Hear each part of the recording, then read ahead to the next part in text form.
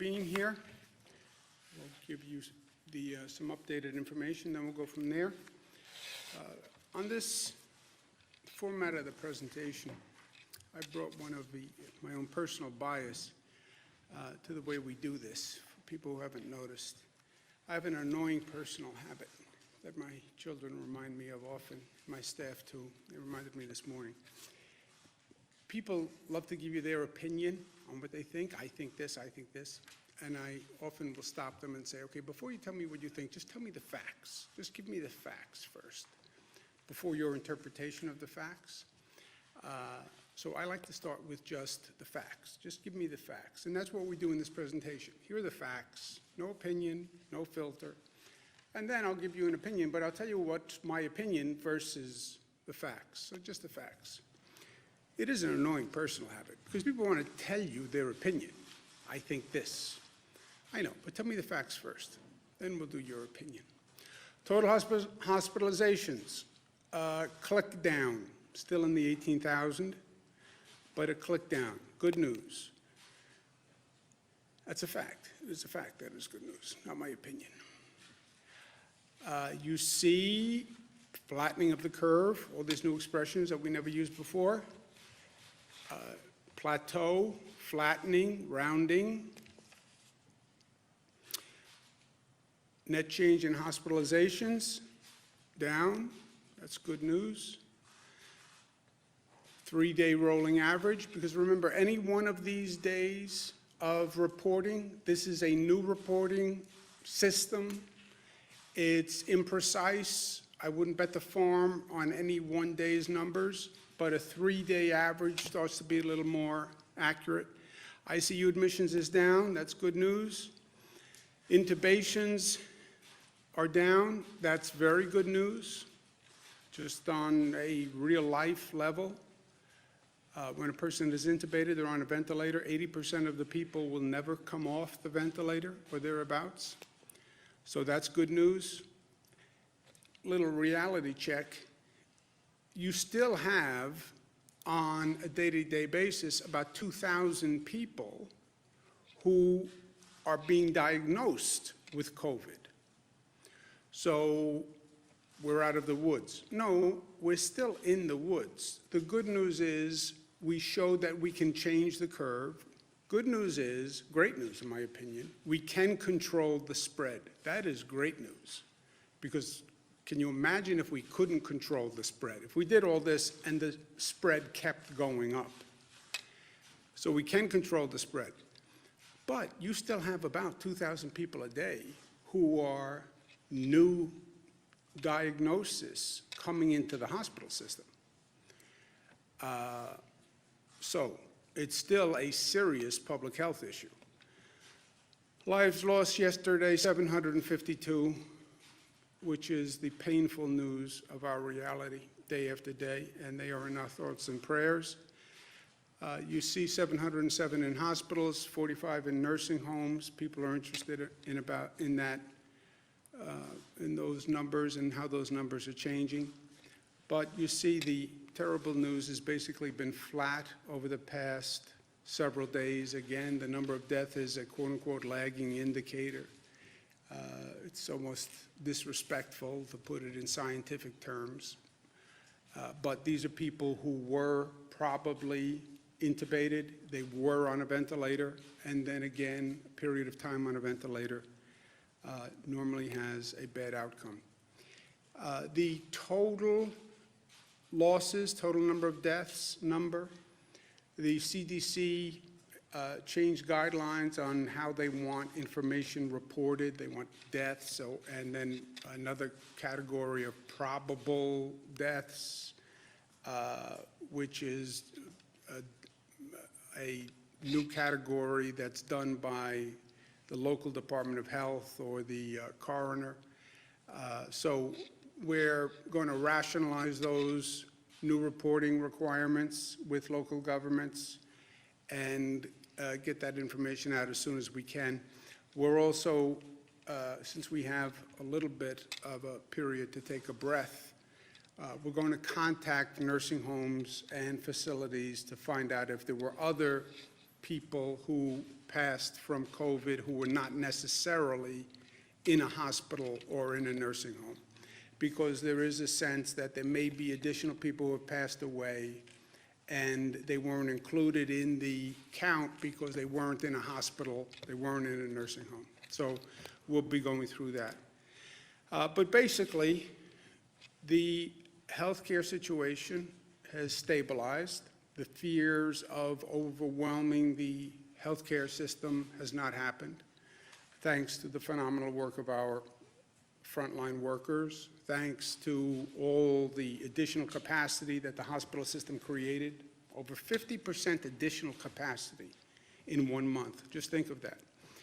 Thanks to the work that our federal government did, Army Corps of Engineers, providing the beds at Javits and Comfort. By the way, Javits, which is 2,500 bed capacity as the overflow valve, about 800 people have gone through Javits. So thank you very much. And that was a great service that was done by the federal government in a very short period of time. So we have that stabilized. People are still getting infected, but we have the infection spread down to a manageable number. We've accomplished that. People are restless. We have to talk about the reopening of the economy. How do we do this?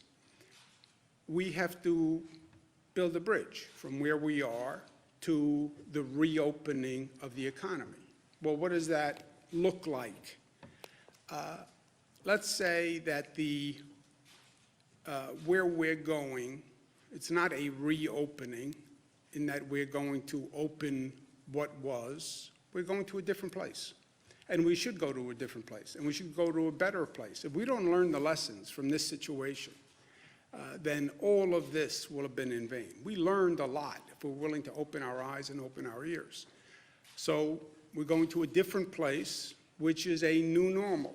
And we talk about the new normal, we've been talking about the new normal for years. We're going to have a new normal in public health.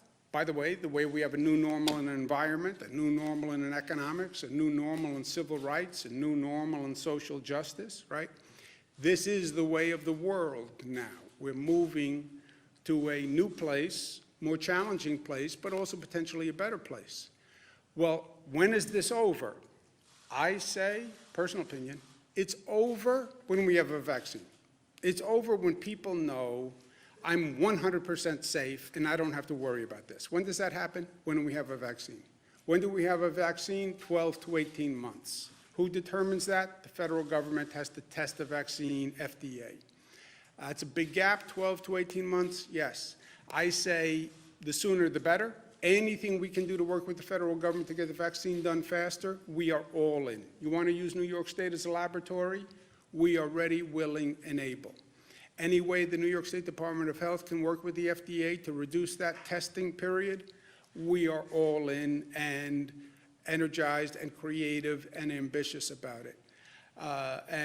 So anything we can do to accelerate that vaccine, we will do. You need a place to test it in large numbers, think of New York. But that's the ultimate end, right? We have a vaccine. Now we don't have to worry about this. By the way, we'll probably have to worry about the next public health risk at that time. So don't forget everything we learned. Besides the vaccine, there's a possibility that they develop a medical treatment.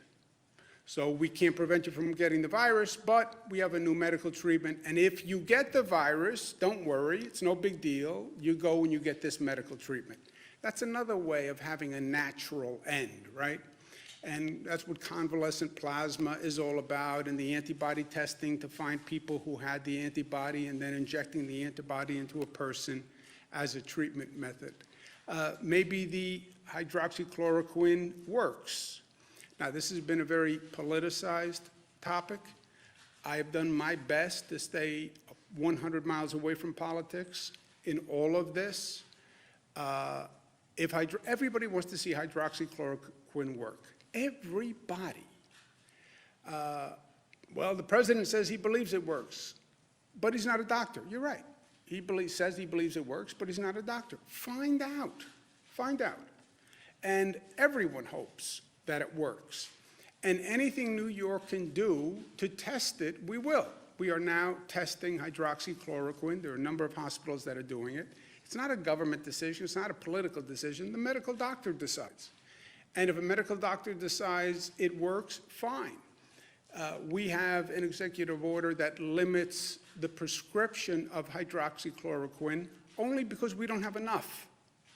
And there was such a demand on it that people who needed it and were using it can't get it. So if the federal government sends us more, we will dispense more. It's a pure supply side issue. Or maybe they develop another drug that they figure out has an effect. That could happen between now and the vaccine, and we all pray that it does. But until you have the vaccine, until you have the medical treatment, what do you do? How are you building the bridge? Well, it's going to be a phased reopening, right? And during the phased reopening, the priority is make sure you do no harm and keep your eye on the public health issue. That is what is key in all of this. So it's going to be a calibration of reopening based on public health safety and that infection rate, because what we have done and the reducing of the infection rate is a pure function of what New Yorkers have done and what people across the country have done. When you relax that social distancing, you could very well see an increase in the infection rate. So it's all a calibration to the public health, but it's going to be a gradual increasing of economic activity in calibration with the public health standards. The single best tool to doing this gauging, right, is large-scale testing. Test, trace, and isolate. This is what everybody's talking about. What does this mean? It means you test, you find a positive, you trace back who they were with, where they were, test those people, and you isolate the people who are positive. It's inarguable. It's just very, very hard to do. And it opens this new world of testing. And this new world of testing is a new world to all of us, by the way. There's diagnostic testing. Are you positive or negative? There's then testing for antibodies. Were you exposed? If I find out that you were already exposed and you had the virus, now you can go back to work because you had the virus, you have antibodies. Antibody testing, once you have the antibodies, you can help develop convalescent plasma where they can take your blood, take those antibodies, use it as treatment. There's saliva testing, which is faster and easier. It's not blood testing, it's not a swab, it's just saliva, but that's a new form of testing that's just being developed. There's finger prick testing, which is less invasive, but also being developed. There's full blood sampling testing, which is obviously more intrusive. But to do the testing, you need testing equipment. You need swabs, you need vials, and you need all of these things at a capacity that does not now exist. Where do you do the testing? We've been doing testing in hospitals. Frankly, that's not a great place to do testing. You don't want people walking into a hospital emergency room who may be positive for COVID. Our drive-through locations are better. But how do you bring that to scale, all right? And then, even if you have the equipment and the testing site and the personnel to do the testing, where do you get the labs to test all of these tests? This is a whole world of questions that nobody has ever seen before. The bottom line is, well, you need large-scale testing. Let's do it. We can't do it yet. That is the unvarnished truth. I know because New York has been doing this since this started, exploring this new world. We have done more tests than any other state. We've done over 500,000 tests, which is more than the other states that are near us combined. Okay, so we've been very aggressive here. But in all this time, we've only done 500,000 tests. Now, that's a large number of tests. Yes, but this is over 1 month period, and even 500,000 tests. You're talking about a state with 19 million people, right? So you get a sense of the scale of what we have to do here. We cannot do it without federal support. And I've been saying this for days. If you have a state that has a lower need, yes, they may be able to do it. But when you have a state that has to do a large number of these tests, I'm telling you we can't do it without federal support. And I've said that from day one. We will coordinate, and we have been coordinating all the tests in our state. That's how we got to that 500,000 number. More aggressive than I think anyone else. We have 228 private laboratories in this state. We will coordinate with them. We'll make sure that we're not competing with ourselves, because there are a lot of groups that are now testing. New York State Department of Health developed their own antibody test, and that test is going to be very important, and it's in our control because we'll actually do those tests. We don't need a private lab. We don't need anyone else. With those tests, it will go to about 2,000 per day capacity, and that is a finger prick test, so it's not terribly invasive. Even I can endure the pain of that one. We've asked the FDA to approve a state test that could get us to 100,000 people per day. To give you an idea, that's then 500,000 a week if you don't work the weekends, and I don't know if you do, and I don't want to raise something I don't know about, but 500,000 a week. We've only done 500,000 to date, right? So you get a sense of how powerful that would be if the FDA approves that. We're going to prioritize the antibody testing for first responders and essential workers, and this is important. We've all been saying thank you to the healthcare workers, and that's nice. But I've been talking to George Gresham through this. He's the head of 1199, which represents many healthcare workers. His point has always been the gratitude is appreciated, but we need support. The healthcare workers need support. They need the PPE equipment, and they need the tests to make sure they're not getting infected, or if they are infected, what is their status? And he's been exactly right. More than thank you, actions more than words, right? Nurses, the same thing, NISNA. They've been doing phenomenal work. They need support. They need the equipment. They need time off. They need to recuperate.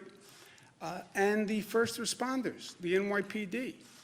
Pat Lynch, who represents the NYPD, has said to me from day one, my guys need support, guys being gender neutral. They're out there every day. They live in the downstate area, and they work in the downstate area. Many live in Nassau, Suffolk, Westchester, Rockland, Orange, and they're working in New York City. They need not only PPE equipment, et cetera, they need testing.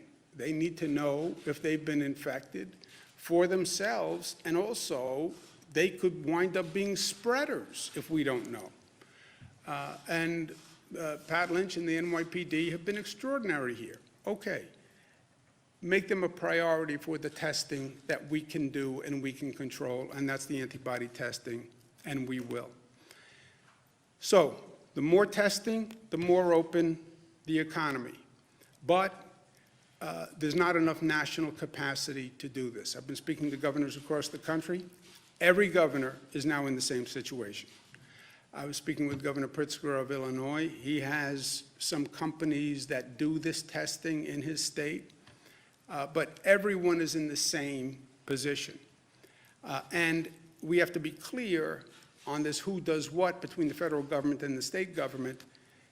The states cannot develop national testing. There's no simple answer to it. It's basically controlled by private sector companies who have been doing it at a reduced volume because that was the world. You didn't need such a high level of tests. So the private sector companies only developed to the capacity that the market demanded. This is an entirely new market. And then when you talk to the private sector companies, which I have, they'll say, I can't increase my volume. I can't get enough swabs. I can't get enough vials. I don't have enough machinery to manufacture it or test it. They need chemical agents that are part of the test. Many of these chemical agents aren't even manufactured in the United States, so there's an international supply chain. All this to say, it is very hard to bring this to scale quickly, and we need the federal government to be part of this. Testing capacity, to me, is like what ventilators were over the past month. All of a sudden, because of this virus and the respiratory attack, we need massive numbers of ventilators. I never heard about ventilators before this. I now know more than I ever wanted to know about ventilators. But it came out of the blue.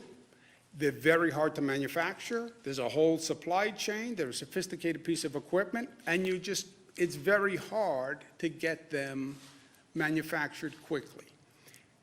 No one is to blame on ventilators. No one is to blame on testing. I know we're in a political world. Well, who's to blame? Who's to blame? Sometimes there's nobody to blame, you know. On this testing situation, there's nobody to blame. Just how do we now do it? How do you now scale this up and scale it up quickly? Because we want to phase the reopening as fast as we can between now and a medical treatment and a vaccine, right? That's what we're doing. I do know this. Let's learn the lesson of ventilators. The answer on testing is not what happened on ventilators, which is 50 states competing against each other to buy testing capacity from these private sector companies, and the federal government, which is also buying testing capacity, competing against the 50 states. That is not learning the lesson of what we did before. So, partnership with the federal government, 100%. But we need that partnership to do this. Once you test, then you have to trace the contacts. So we test Bernadette. Bernadette turns up positive. Okay, who were you with over the past week?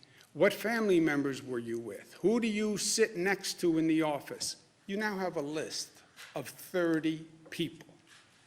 If it's Bernadette, even more, because she's highly social, has a lot of friends. Now, somebody's got to run down that list of 30 people from one positive. It's a detective, investigator in the public health space. That is a massive undertaking. It's intelligent, but it's massive. And that is an army of tracers. So testing, have to get that up to scale, and then tracing. Yes, but that's a massive undertaking that we now don't do. So, testing, tracing, isolation. Yes, we have to do that in concert with the federal government. Again, no one's done it before. No one has done it to this volume. And second, for the states to do this role of reopening, we need funding. And the past federal legislation has not provided it. It's that simple. They funded many good causes, hospitals, small businesses, et cetera.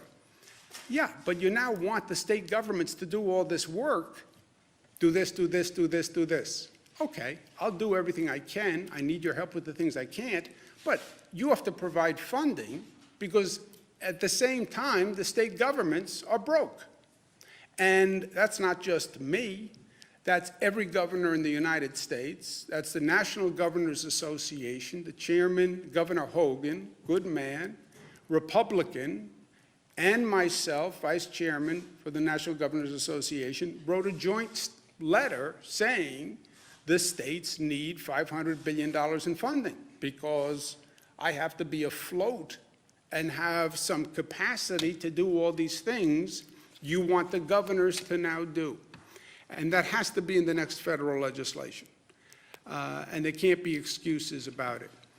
So from today to 18 months, which is the last date for a vaccine, that's what we have to work through. First rule, do no harm. This is a public health crisis. We're still in the woods, and just because that number has plateaued doesn't mean it's any time to relax what we're doing. So do no harm, don't go backwards. Hope we find a medical treatment between now and 18 months. In the meantime, testing, tracing, trying to get that up to scale, which is going to be the equivalent of trying to get Apollo 13 back to Earth, 220,000 miles, 50 years ago. It is a very difficult task. It can't be done perfectly, I can tell you that right now, but we can do better than we're doing. And in the meantime, a phased reopening of the economy as educated by testing, tracing. Now, one other point on the phased reopening. What does that mean? And how do we phase this reopening until we get to a medical treatment or a vaccine? This is what we're thinking about. We need clarity on what the federal government is going to do and what the state governments are going to do. I heard the president last night. The states, it's up to the states, basically. Great, I get it. And the states can do the do no harm. It is their job to do the public health monitoring. The states can also do the phased reopening plan. We cannot do, the states that have a large problem, cannot do the testing and tracing without federal assistance. And that's important. On the reopening, we can do, and we have a blueprint for the reopening. Again, as guided by testing, tracing. But there are two factors really on the reopening. How essential is the business, service, or product or function? The more essential a business, service, or product, the more urgent the need to immediately get them back online, or as soon as possible. So, how essential is what the business does? And then second, what is the risk of infection spread of that business? Some businesses can say, I can open tomorrow. In my business, I'll have all sorts of precautions. People will not be less than 6 feet apart, period. There will be no congregation of people. I won't do conferences. I won't do joint meetings. It's not the way my business operates. I can bring everybody back, put them at separate desks. They'll never be near each other. I have a very low risk of infection spread. Businesses can start to redesign their workplace to think that way. All right, so your business poses a low risk of infection spread. That's the second factor. And the first factor is how essential is your business. So that is almost a business by business evaluation that has to go on. And then once you determine the essential nature of the business, because right now we have all quote unquote essential workers who are working, right? This would be, well, what's the next tranche of essential workers? And how high or low is the possibility of infection spread if that business becomes operational? And then you basically have a matrix where the lower risk of infection spread and the higher nature of essential services are the businesses that you would start prioritizing, right? So that's how we will inform our economic reopening as we're being guided by the testing, tracing, and as we're making sure we're not jeopardizing the success we've made in handling the public health issue. That's the whole outline, the whole vision from here to 18 months, building that bridge to the new normal for the economy until we get to a conclusion. In the meantime, for today, stop the spread. I'm going to show you a chart in the next couple of days. We've been tracking the infection rate, which is what? Which is one person. How many people does one person infect? Does one person infect one person, two people, three people? That rate of infection is the difference between a manageable situation and a pandemic. And they can calibrate that for what Wuhan did, where we are now, and where we were. And it is a fascinating analysis. But in the meantime, what do we do today? We have to continue to stop the spread. This is a constant calibration also. I'm going to issue an executive order that says all people in public must have a mask or nose covering, mouth and nose covering, and they must wear it in a situation where you cannot or are not maintaining social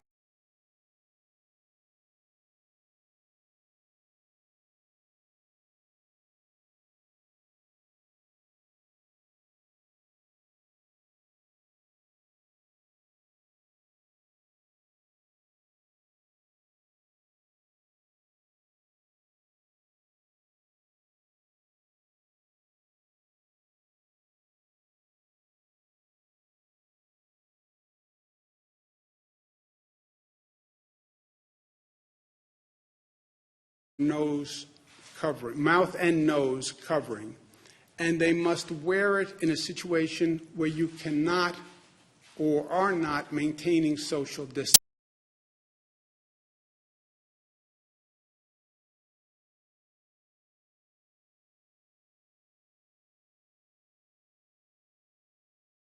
Meaning what? Meaning the same thing we've been saying from day one. If you're going to be in public, and you cannot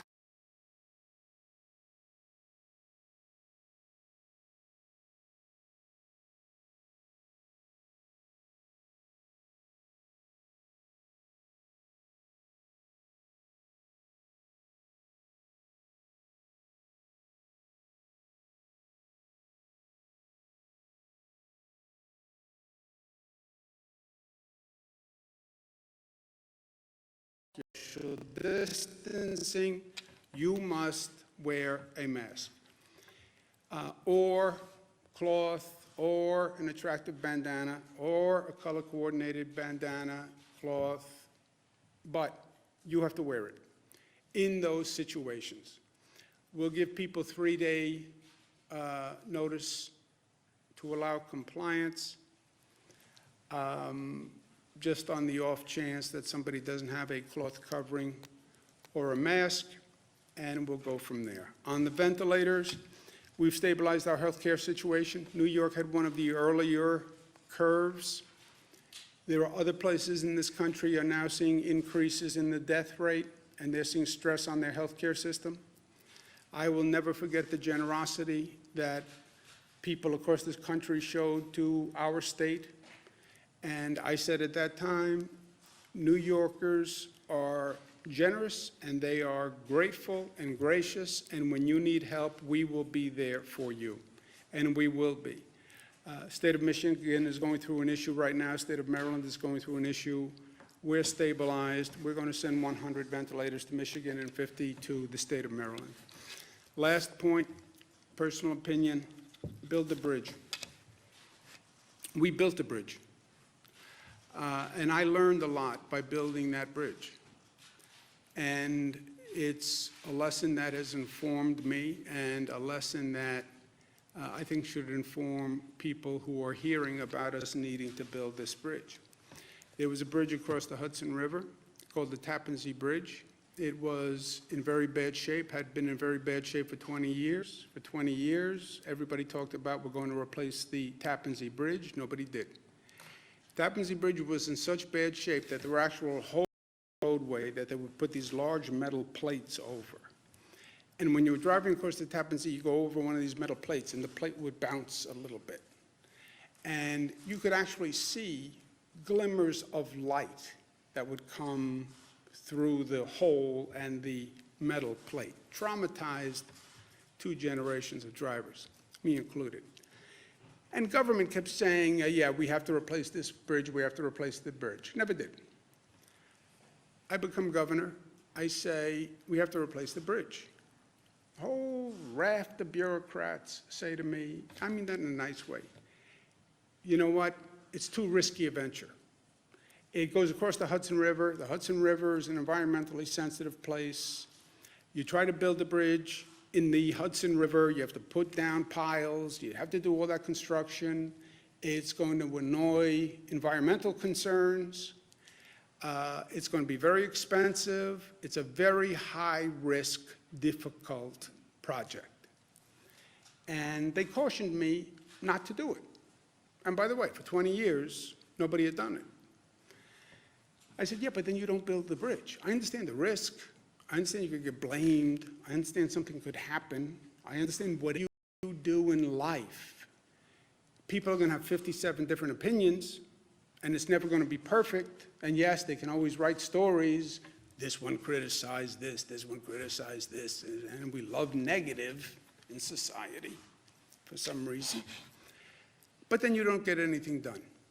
Long story short, we built the bridge on time, on budget. It's beautiful. We did go through all the heartburn of going through a construction project in the public domain. Yes, many people criticized. We picked blue, they wanted green. We did this, they wanted that. That's the nature of people. But we did it. We did it. And it is a beautiful symbol for me. And for anyone who sees it, don't tell me that we can't do it. Don't tell me we can't do it. Because I know that we can do it. Because we did do it. And we did it very well. Have we dealt with a situation like this? No. Can we build a bridge that takes us from today to 18 months? Yes. Yes. Because we are bridge builders. That's what we do.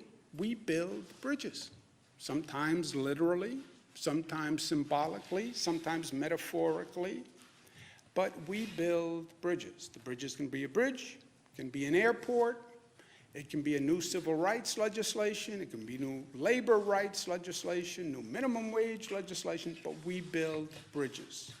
That's what we do in New York, and we're going to do this. Questions? Governor, on the mask issue, now, so this will be any public space where there is congestion? We're talking busy streets, stores? We're just trying to get clarity on what this means. Any situation in public where you cannot maintain social distancing. 6 feet, is that what we're talking here? 6 feet. If you can't maintain that social distancing because you're going to a congested area, or it's a situation where you can't maintain social distancing. You cannot maintain social distancing on public transit. You can't. You can on a street that is unoccupied, but if you're going out for a walk and you may come to a place where you can't maintain social distancing, you have to have a mask. Will there be penalties? Criminal prosecutions? There's a possibility for a civil violation. You could get a penalty. You know, you jaywalk, theoretically, you get a penalty. Local governments would enforce it. I don't want to go to a penalty yet. I don't think we haven't seen flagrant non-compliance. So there won't be a penalty, but it is an executive order. I'm directing, if people don't follow it, we could do a civil penalty. You're not going to go to jail for not wearing your mask, but if we get there. But for now, no, there's no civil penalty. But local government should start to enforce it, and they should come up and say, you know, Jesse, you're supposed to be wearing a mask. And by the way, people will enforce it. They'll say to you, if they're standing next to you on a street corner, where's your mask, buddy? In a nice New York kind of way. Is it in the public interest for, in the public health for New York to release the number of COVID cases and fatalities at individual nursing homes? Two interests? Is it in the public interest? I know. Two interests. One interest is release as much data as possible. We will release as much data as possible on people who have died in nursing homes. Second interest is respect and legal rights to privacy. You pass away in a nursing home, or your parent passes away in a nursing home, God forbid, should your parent's picture really be on the front page of the newspaper the next day because they passed away from COVID? Did that mean their privacy should be violated? And I should release their name so that they could be on the news that night? You know, so that's the balance. I've said to them, err on the side of more disclosure, and that's what they've been doing, and that's what they're going to continue to do. But don't discount a person's right to privacy about the death of a loved one and your right to publicize that death because you want to. So it's a balance, just remember I that. was talking about names, like Okay. names, and I think What we're is it? talking about just counts. I got it.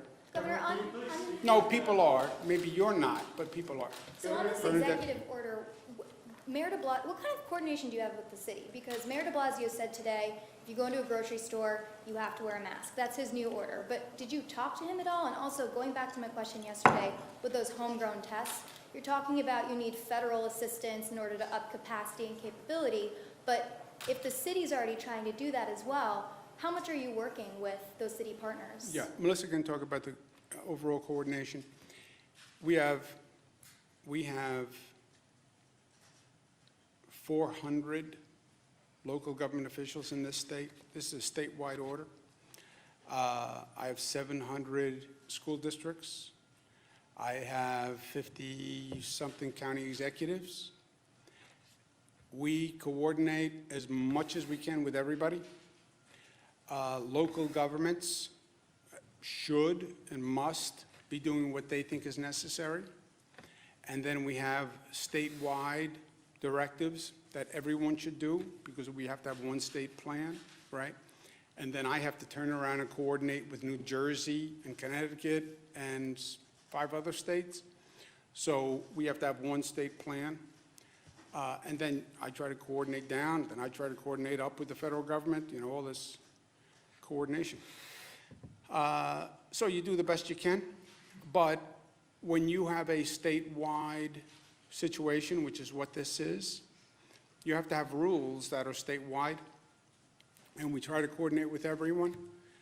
They can have their own rules, they just can't conflict with a statewide rule.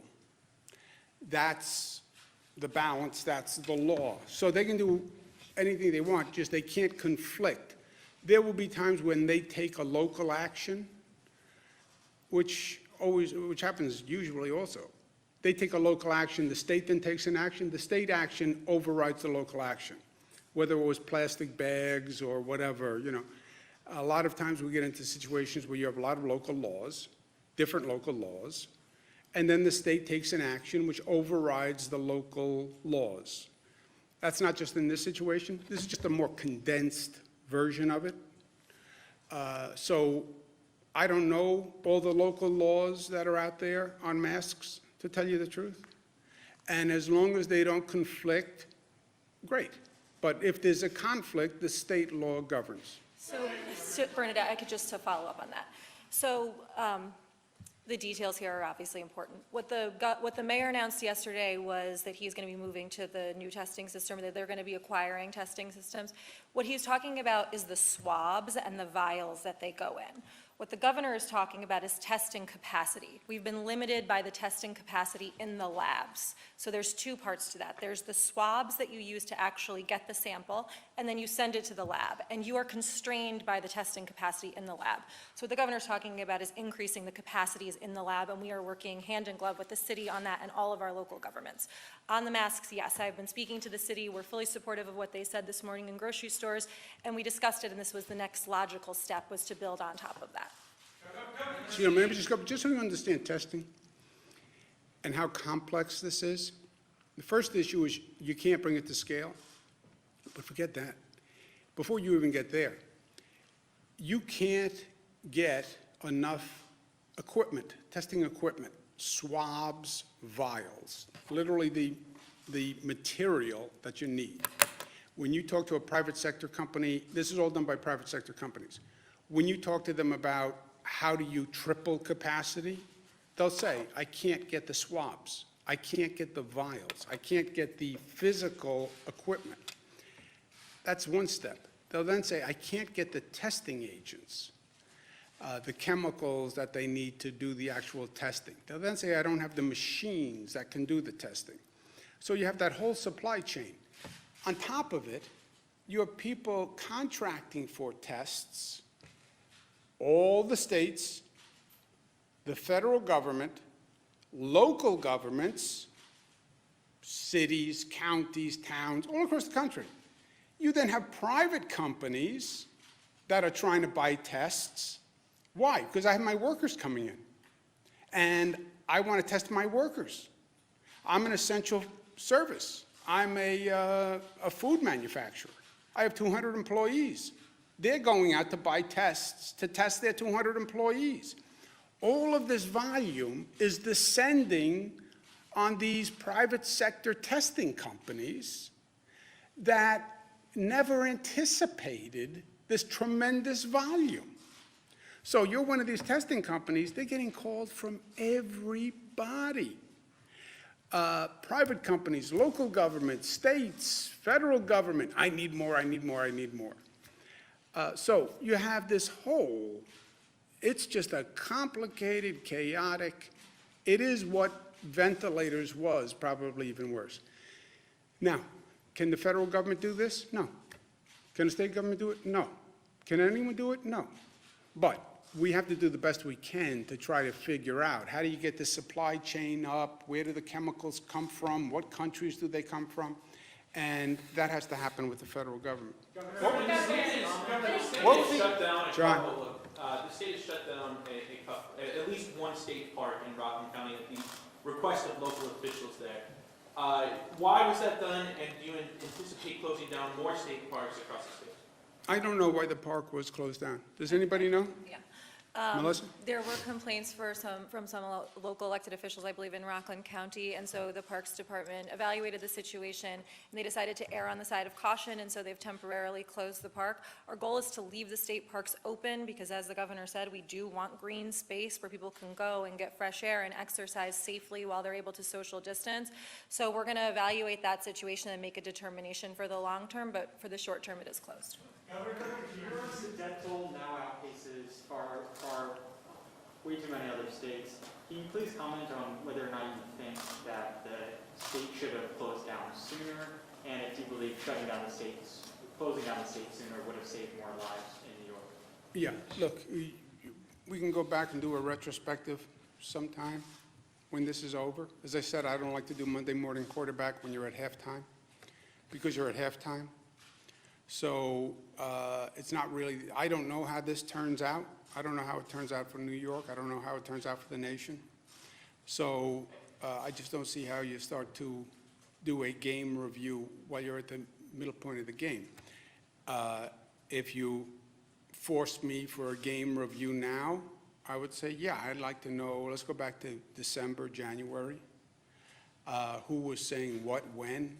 Where was the international health community?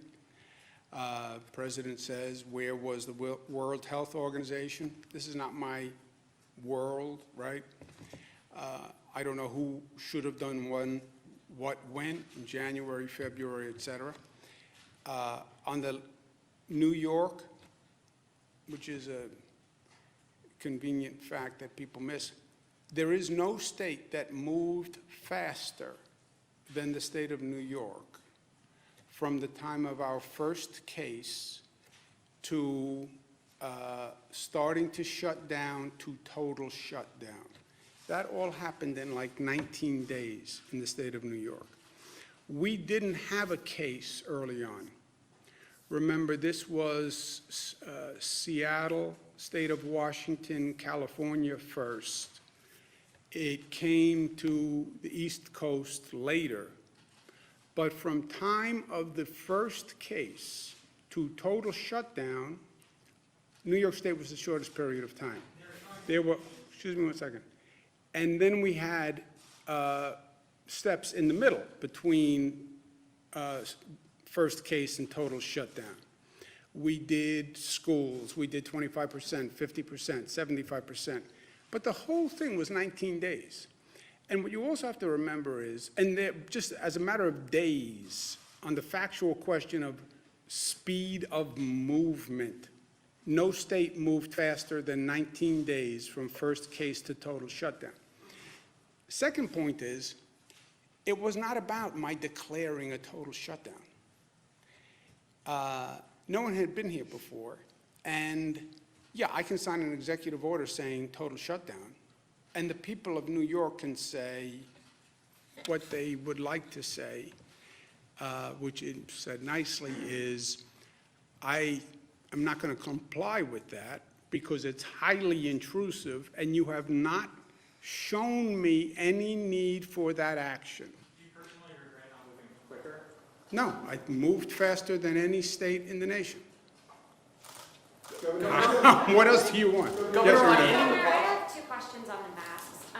There's video out of Philadelphia of 10 officers pulling a man off of a train who was not wearing a mask when he was told to put one on or get off. Obviously, in New York, public transit is big. If that happens, if people refuse to get off the trains, what will happen to them? Yeah, we're not there yet. There is no civil penalty yet. There is no mandatory eviction from a public transit yet. Step one is, talking before, the way I govern is I try to lay out the facts to New Yorkers and then say, this is what I propose given the facts, right? Started by saying, here are the facts. It's not my opinion. It's just here are the facts.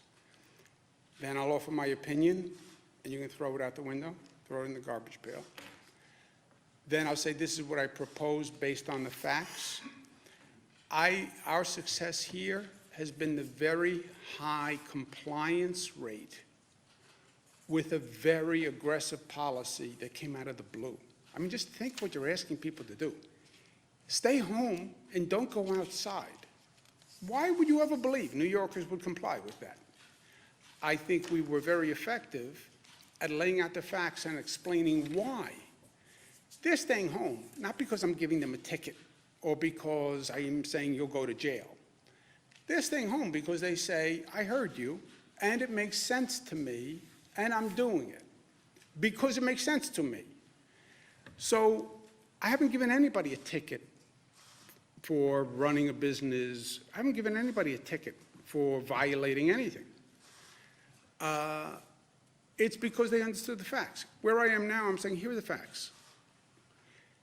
Stopping the spread is everything.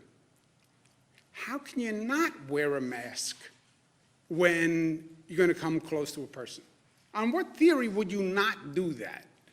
Now, if they don't accept that and there's widespread noncompliance, could we go to civil penalty, or could I say you can't be on the trains or buses unless you wear a mask?